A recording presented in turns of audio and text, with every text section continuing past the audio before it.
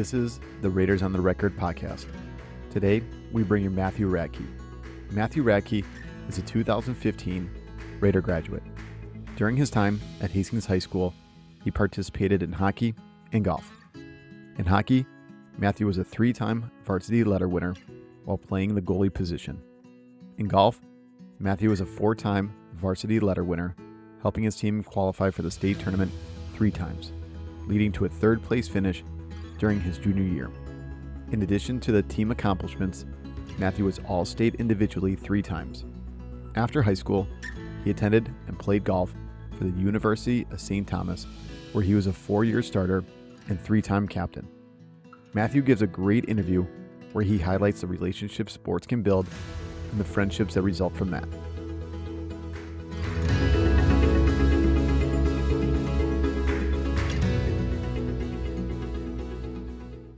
All right, here we are with Matthew Radke.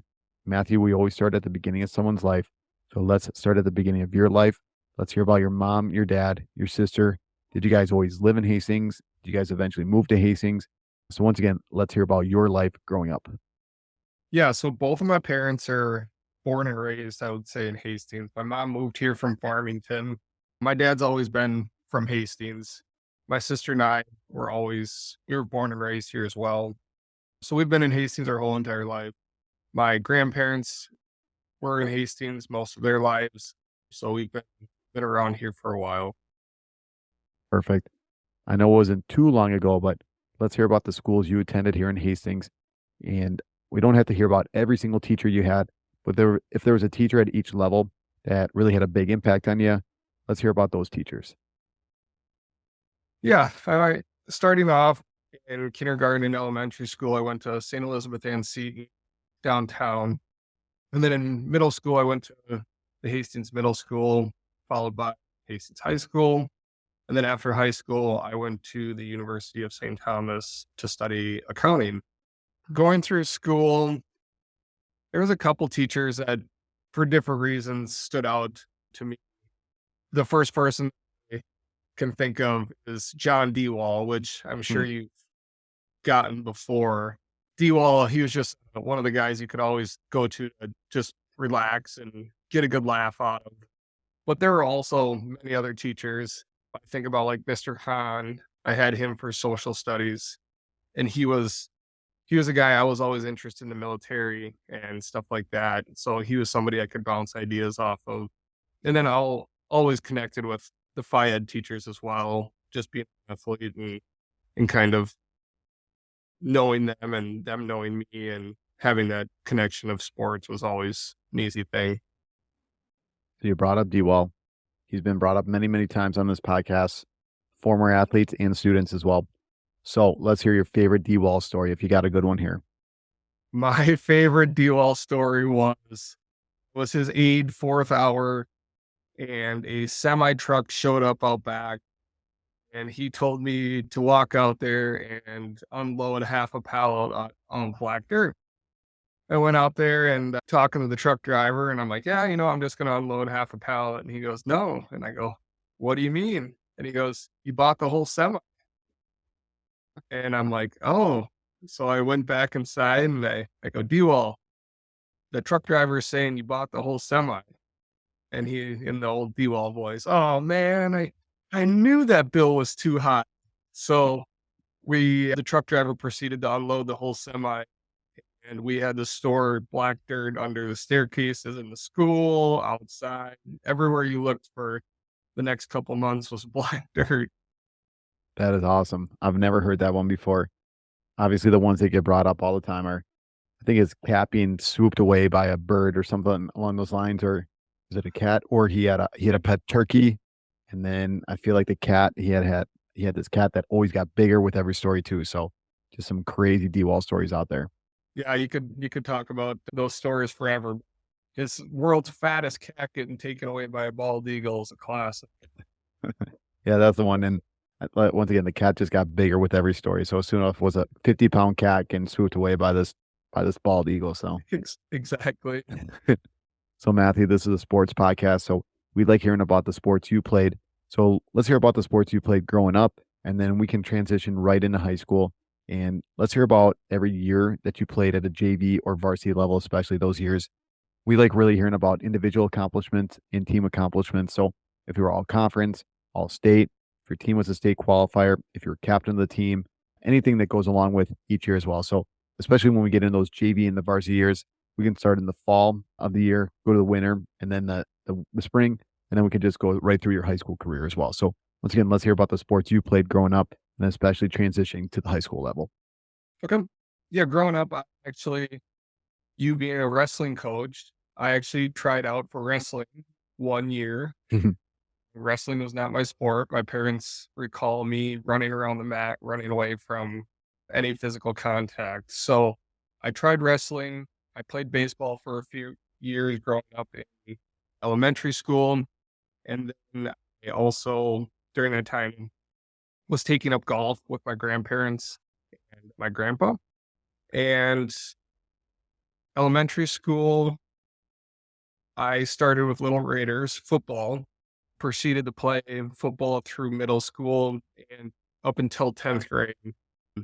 During that time, I was also golfing and playing hockey. I guess I started playing hockey at a very, very young age. I played hockey all the way through, and then I played golf all the way through high school as well. For sure. So like I said, we could start in ninth grade. You talked about playing football all the way from ninth to 10th grade, but let's hear about the sports each season, so definitely when it comes to team stuff too, individual accomplishments, team accomplishments, let's go through each year and hear about those things. Okay. Ninth grade was ninth grade was football in the fall. It was kind of my last year, being that I was starting to take golf a little bit more serious, giving up August and September and part of October for golf. To play football instead of golf was kind of becoming a lot. So I ended up giving up football and then proceeded to play Bantam hockey in ninth grade and throughout the winter. And then in the spring, I played varsity golf as a ninth grader. And I believe in ninth grade, I don't really recall what we did as much in hockey or football, just because there wasn't as much awards or sections or conferences at that point. It wasn't on official varsity or JV team. But from a golf perspective, our golf team started really when I was in seventh grade. We had a bunch of guys that were seventh and eighth graders that actually made up our golf team. So in ninth grade, we'd actually been playing together for 2 years.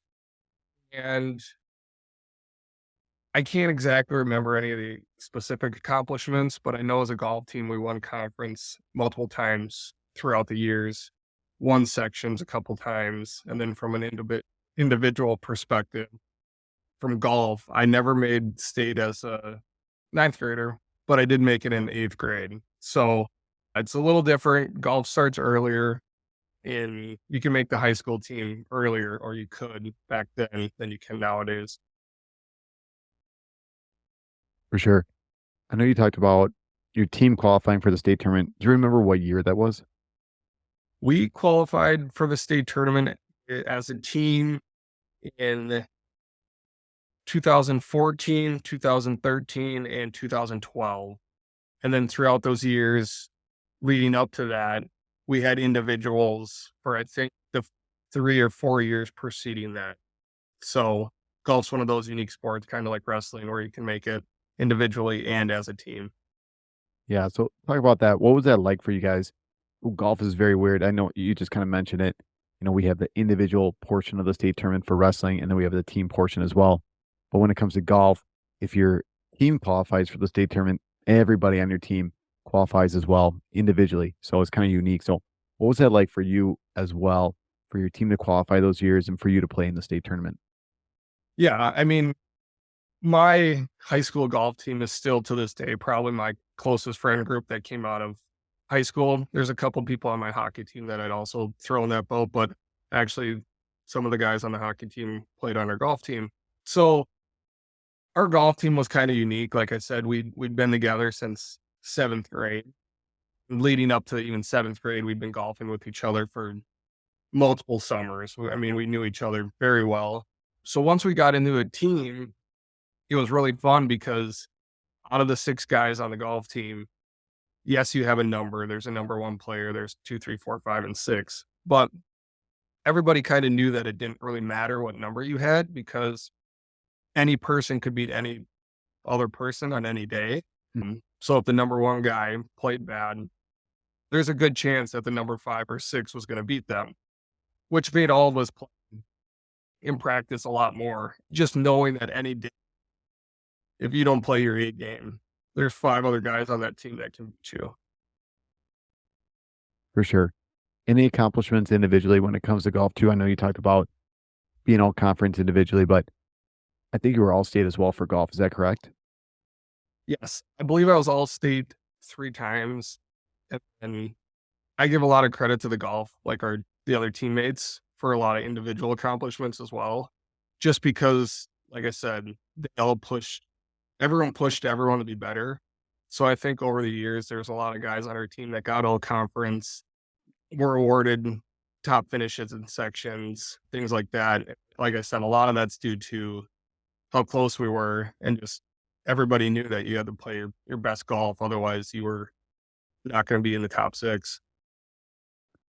Then when it comes to hockey too, you talked about playing Bantam hockey during your 9th grade year. Let's walk through 10th, 11th, and 12th grade when it came to hockey, position you played, any individual accomplishments when it comes to hockey, and then how your team did as well. Yeah. So in 10th grade, well, to back up, I was a goalie. So in 10th grade, goalie's kind of unique because obviously you play with the same players all throughout. I mean, you're going to play up a year, down a year. Your same class is always going to play together until you get to high school. And then you have the opportunity to play with an extra class. So the 10th grade class can play with the senior class, which you've never played with before. But as a goalie, it's pretty unique because there's probably only 3 or 4 goalies at every level growing up. Obviously, it starts off with more goalies at a younger age. It just kind of fizzles out, less goalies as you get older. So the core 3 or 4 goalies, I'd say, were always together. You kind of always played with the goalie ahead of you, and you always knew who was most likely going to be on the team the second year as well. So when we got to high school, it was pretty fun because the goalies were close and our teams were very close. And then from an awards and accomplishments perspective, we never really won the conference or the section from a hockey perspective. I believe at that time we were in the Suburban East, which actually had a really good hockey conference. I think it was like Mounds View and Egan and Eastridge, a bunch of those schools, which are good hockey schools. So we were competitive. I mean, most of the years we were over 500, well over 500, but sections got pretty hard. I think we ended up having to play St. Thomas Academy a couple times, Hill Murray. So a couple of private schools kind of got our number. So you played golf in high school. You played a little bit of football, mainly hockey, and then golf as well. Looking back on all those years of high school athletics, do you have a favorite moment when it comes to being a Raider athlete? I do. I'd say there's multiple moments, but I'd have to say it was on our golf team. We were such a close knit group of guys that we're always trying to be better, push each other. So I'd say my favorite or my most memorable accomplishment is taking third in state as a team. We're all kind of like leading up to it. That was my junior year of high school. And the other 5 guys on the team were all seniors. So everybody knew that this was going to be the final year. And like I said before, we've been playing with each other since 7th and 8th grade on varsity. So it was kind of like leading up to this. Everybody wanted to make it as a team. We made it 2 years before that. And then we finally got 3rd place in state. And the coolest part was when Pete McGinnis, the coach, came up to us at the banquet after, and I believe that year, 20 or so matches we played, he came up and he's like, "You guys didn't even know this, but you guys only lost, I believe, 2 matches all year. And one of those was the state tournament." So just looking back and like how everyone shot to win that state title that year, we came up short. The 2 teams that beat us were in multiple high-end Division I guys. So we were very happy with how we finished. And that was like the culmination of our golf season. So that's by far my favorite highlight of my high school sports. Perfect. Next couple questions I always like to say are very impossible to answer because we're looking for maybe the best coach or the best teammate. So we always start off with the best coach. You played for Russ Welch mainly in hockey during high school. You just talked about Pete McGinnis, and you've had loads of other coaches throughout your life too. So looking back, if you had to name maybe one of the best coaches you've had, let's hear about that coach and why you chose them. Yeah, from a hockey perspective, I kind of break it down into my two sports that I finished high school in. From a hockey perspective, I'd have to say one of the coaches that was my most memorable was Kurt Welch, which is actually Russ's brother. Mhm. Growing up, he was always, as a goalie, you're dealing with the head coach and the assistant coaches, but typically you always have a goalie coach who knows what they're doing. So you deal a lot more with that person than the actual head coaches and the assistants. And growing up, Kurt was my goalie coach, I think from Bantams, so 8th grade, 7th grade, even basically through high school. And some of the stories that he would tell on the ice to keep things light, stories he'd tell on the bench to keep things light. I mean, just overall, he made hockey fun, even when things might not have been going well. As a goalie, you might not play for a week. You might have a week. You're on the bench. And he was always a guy that would keep things light, tell stories, and at the same time, be very real and push you to be better. If you let in a bad goal, he wasn't one to sugarcoat it. He was pretty blunt, but at the same point, he was also one that was he made he'd come up with a joke and Mhm. give you that accomplishment as well.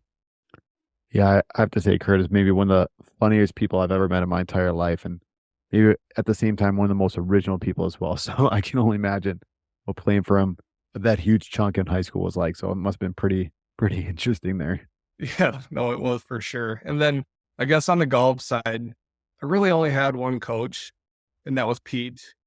Pete did a lot for us. Golf's unique where it's about your swing about as much as how the team does or whatever. It's very specific. Each person has a different swing. And Pete wasn't like necessarily the swing coach of the golf team, but he did everything in his ability to make sure that we were put in the best spot to succeed. I mean, just scheduling, getting us in the right tournaments, getting us paired with the right teams, everything, everything he did right to put us in the best spot to shoot the best score. So yeah, Pete did a ton for our golf team. Perfect. Now talking about the guys that you were playing sports with, hockey and golf. You talked about a lot of the best friends you had growing up. You were also able to play golf with too. So once again, impossible question. Thinking about the best teammate you've played with, who do you think that would be for you and why? The best teammate I would have to, it's yeah, like hard question to Mhm. pinpoint one person, but I would probably have to say Mark Haneke would be my number one teammate. We played hockey growing up with each other forever, as far back as I can remember. And then at the same point, he was also on our golf team growing up. So when it was summertime, we were golfing together. When it was fall, we were golfing together. Then it was winter, and we were playing hockey Mm. together. And then we'd switch back over, play golf in the spring, and just repeat. And I think we did that for probably, well, for sure, golf on the golf team from 7th grade. So we spent a ton of time together. Sometimes we fought like brothers, Mhm. but I guess that's what happens when you spend that much time together. For sure. We also like hearing about your improvement process. Seemed like golf, you had a lot of success early and had some really good teams as well, and never really plateaued, but continued to get better year after year as well, you individually and teams.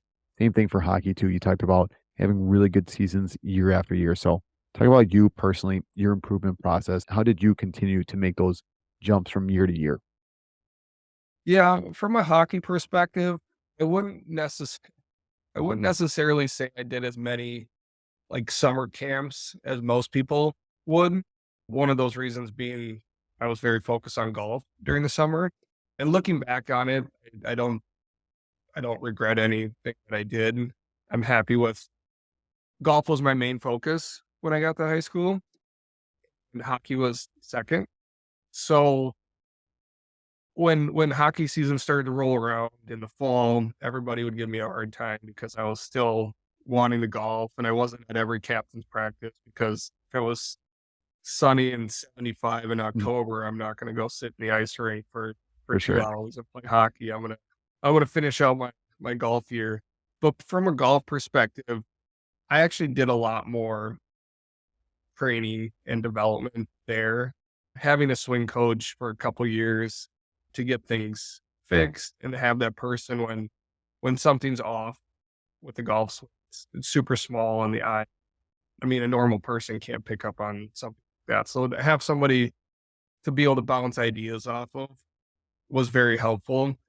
And then, like I said, when our our golf team had been playing together for so long that if Haneke was having an issue with his, I've seen him swing for 6 years. I can help him. If Jacob Cooper was having an issue, it was typically the same issues that would just pop back up, and you'd have somebody that you've been with forever be able to help you. So the combination of having a coach for golf and then having the guys on the team being able to push you, help you every single day on things that they're noticing. No, I like that a lot. To kind of maybe summarize what you just said there, it's not so much about what you were doing, but how your teammates were interacting too. So kind of once again coming together as a group to help each other. I really like that a lot. And I think it really paid off. Obviously, looking at your golf career too, 3 time state qualifier as a team, taking third as a team. I think that really says a lot about what you just said. You guys working together, growing up together, and playing a lot. So that's really cool to hear. Yeah, it was a blast. I wish I could go back and do it again. So you graduated from Hastings High School. Let's talk about the college plans. What sport you ended up playing? Was there a recruitment process? Did you look around at a couple different schools? How did you end up at the school you did for college? And let's hear about your major as well while you're in college. And then anything else that goes along with your playing career as well in college. Yeah, so after high school, I guess during high school, I started to look at colleges at the D1, D2, and D3 level. Obviously, in high school, you obviously start off and you want to go Division One at the top level. So I toured a couple schools at the D1 level. I toured a couple schools at the D2 level. And when I went to the first school at the D3 level, which was St. Thomas, just loved the campus. The coach was great, and the golf team was very good. From a D3 perspective, they were a very good golf team. And the coach sat me down, and one of the first questions he asked was, "Do you see yourself playing on the PGA Tour?" And it kind of puts you back in your spot. And answers, "No. Mhm. Realistically, do you see yourself playing on the tour?" "No." And he goes, that's a lot of answers we get here at St. Thomas. If you go to the U of M, the aspiration is to play on tour." And he just kept talking about how the program, the balance between athletics and academics at St. Thomas was so strong. So I ended up going to St. Thomas and playing 4 years of golf there. I actually did become a captain my sophomore year at St. Thomas. So that was great to be able to have those connections, to be able to lead a team at a collegiate level was something that was very cool. What was the difference like playing in high school? Obviously you grew up with those guys once again. You played with them your whole life. You played multiple years, 4 to 5 years with those guys at the JV varsity level. What was it like going to the college level? Was there any big jumps that you had to go through?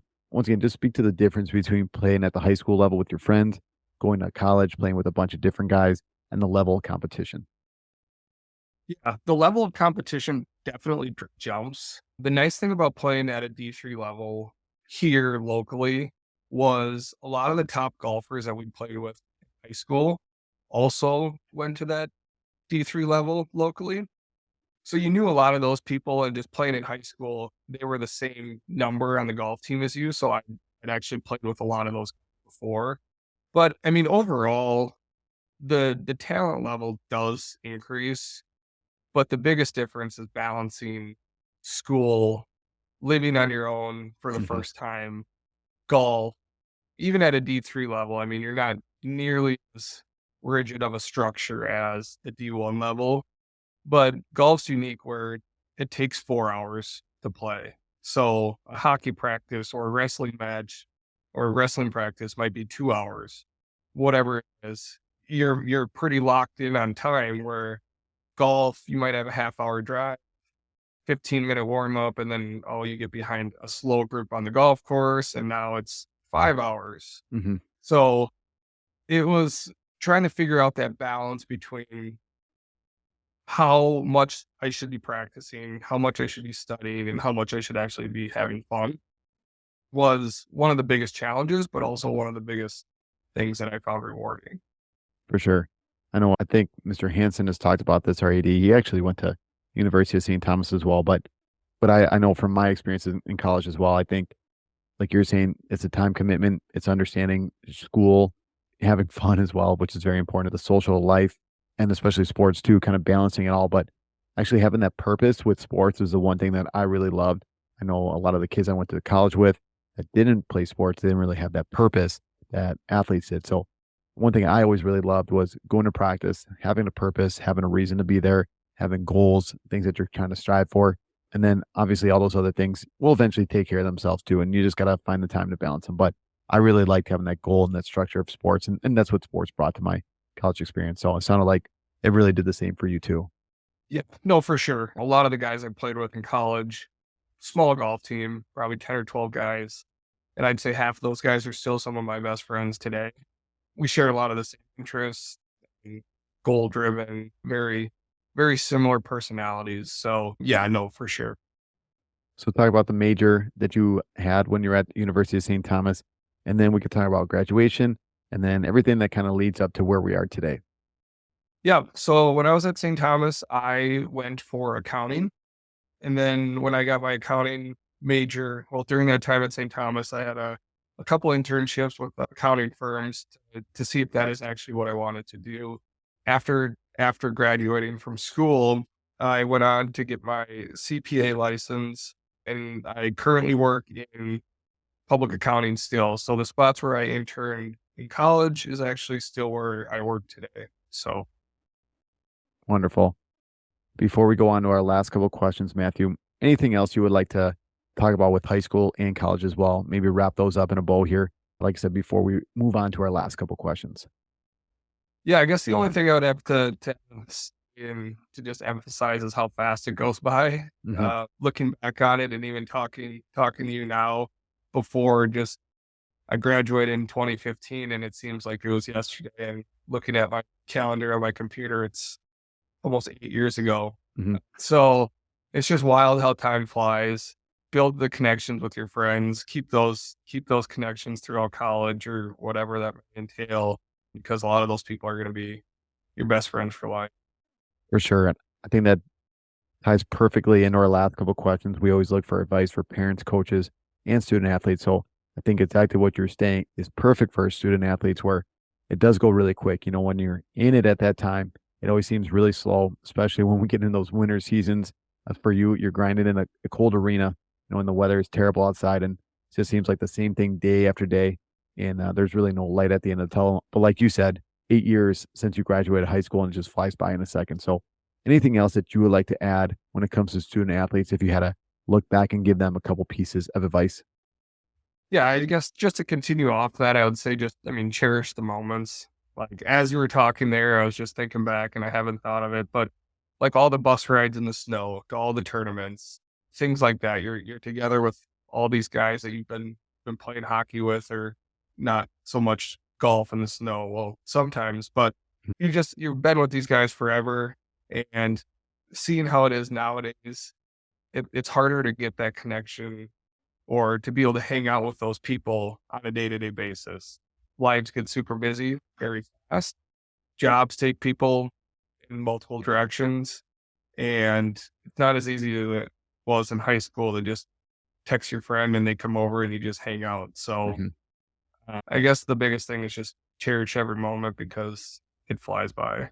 For sure. And I know once again in the rapid fire, I always ask what you miss most from high school. And so many people say the community, and you were talking about seeing your friends every single day too. And that's exactly kind of what you just said, where you see your friends every single day at high school. And then when it comes to college, you see your roommates every single day.